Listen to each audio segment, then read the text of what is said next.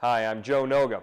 We're previewing the college football playoff semifinal in the Sugar Bowl on January 1st by talking to a beat writer from each team with a different question every day. We have Doug Lesmerises, who covers Ohio State for cleveland.com, and Michael Casagrande, an Alabama writer for AL.com. Guys, our topic today, who is a defensive game changer to watch for each team? Doug, let's start with you, and then we'll go right to Michael. Well, Joe, this one's not very difficult, and it's a name that Ohio State fans know very well, and I think Alabama fans probably know also. Joey Bosa, the sophomore defensive end, he's made every first-team All-American team out there.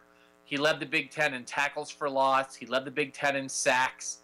He probably would be a top 10 pick in the NFL draft if he could go out right now. I think he will be that after 2015. He absolutely could be that defensive game changer for Ohio State against Alabama. We've seen him do that before. Teams have been, I think, paying more attention to him in the last few games. There was a stretch in the middle of the year where teams seemed to be trying to block him one-on-one, and that was not working. and he was having huge games. He had the game-clinching sack against Penn State for the Buckeyes. But I know it's an obvious pick, but I think when you talk about this Ohio State defense, you start with Joey Bosa. I think he's the MVP of this team. I think he's the most irreplaceable guy on the roster. And I think in the Sugar Bowl, if he can get pressure on Blake Sims, he would be the guy who could change the game for the Ohio State defense. All right, guys, at Alabama, I guess you would have to say the answer would be Landon Collins. He's the defensive game changer with Alabama. All year he's been the kind of guy who's been consistent. He leads the team with interceptions. He's got 3. Leads the team in tackles at 91. He's the kind of guy who flies all over the field.